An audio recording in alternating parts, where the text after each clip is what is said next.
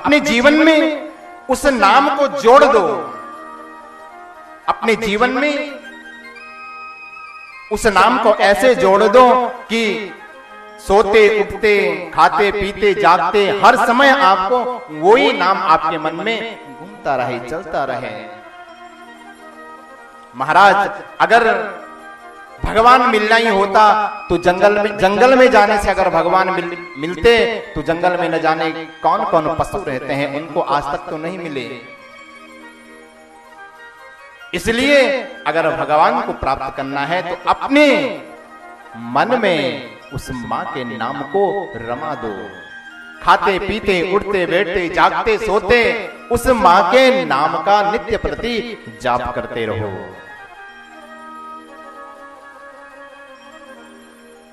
एक समय की बात है, एक ब्राह्मण देवता थे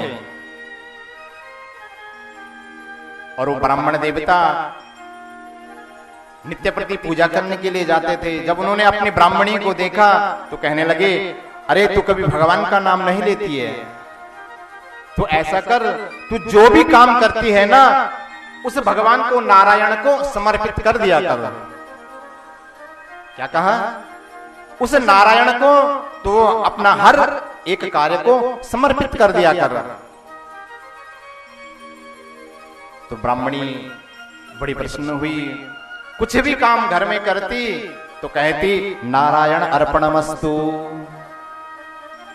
घर में खाना बनाती और खाना बनाते बनाते कहती नारायण अर्पणमस्तु। बच्चों को स्कूल छोड़ती नारायण अर्पणमस्तु। घर में अपना झाड़ू लगा रही है और झाड़ू लगाते लगाते झाड़ू एक टोकरी में उठाया और डाल दिया कहां?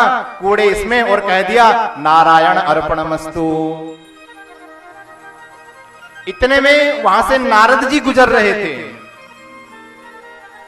नारद जी ने देखा, अरे ये माता जी क्या कह रही है? झाड़ू कूड़ा उठा रही है और कूड़ा को फेंकते हुए कह रही है नारायण अर्पणमस्तु, यानी भगवान नारायण को इस जो कूड़ा है इसको अर्पण कर रही है।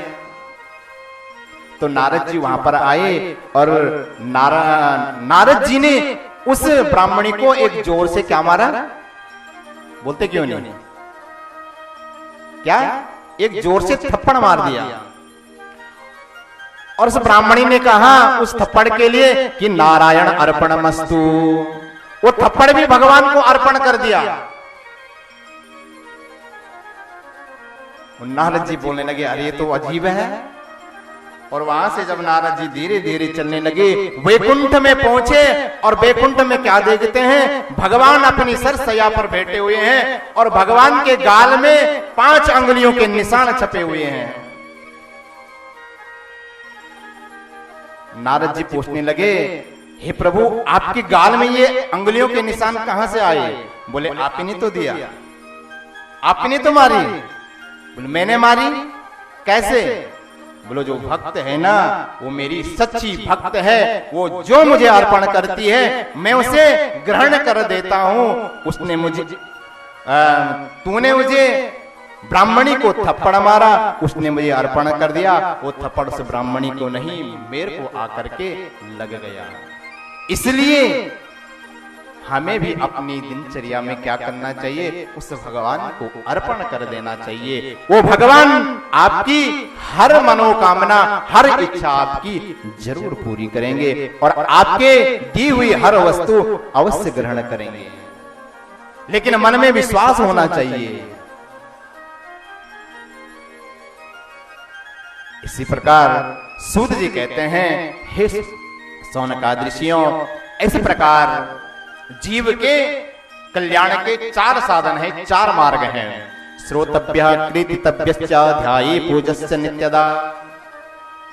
अगर जीव को अपना कल्याण करना है तो इन 4 मार्गों को अपनाना होगा, इन 4 मार्गों को अपने जीवन में उतारना होगा, तब जाकर के उस जीव का कल्याण हो सकता है।